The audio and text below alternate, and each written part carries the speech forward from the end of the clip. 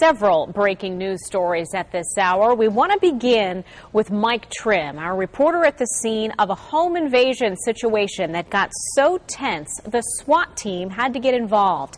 It all started in the home at the 700 block of Pine Grove Avenue, and it ended near the intersection of Pennock Point Road and Old Fort Jupiter Road, where the suspect was ultimately apprehended. So let's get right out to Mike Trim now, covering this story as he has been all morning long, and he's live there this noon where everything began. So Mike, what's the latest now? Well, Lauren, that suspect you talked of is Mark Walker. This is his home back here at the intersection of Pennock Point Road and Old Fort Jupiter Road. He was arrested here about an hour ago, and now police just wrapped up searching his home for possible evidence from that home invasion that we were talking about. Let's get right to video of Mr. Walker. This is shortly after he was arrested this morning, and police say he and a woman named Tara Schwartz went into a home with weapons at 706 Pine Grove Avenue. Now, that's about 5 minutes away from here in this neighborhood in Jupiter. And while the motive hasn't officially been made clear by police yet, we can tell you what people at that home that was robbed say. They tell me Schwartz was the girlfriend of someone living there and that she actually used to live at the Pine Grove Avenue address that was robbed this morning.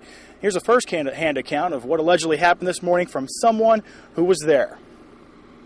I went into the kitchen, and there was a guy standing there with a ski mask on. He was about 6'4", and he had a big pipe in his hand. Yeah, and he started calling me names, and that's when I went back in, and I knocked on their door.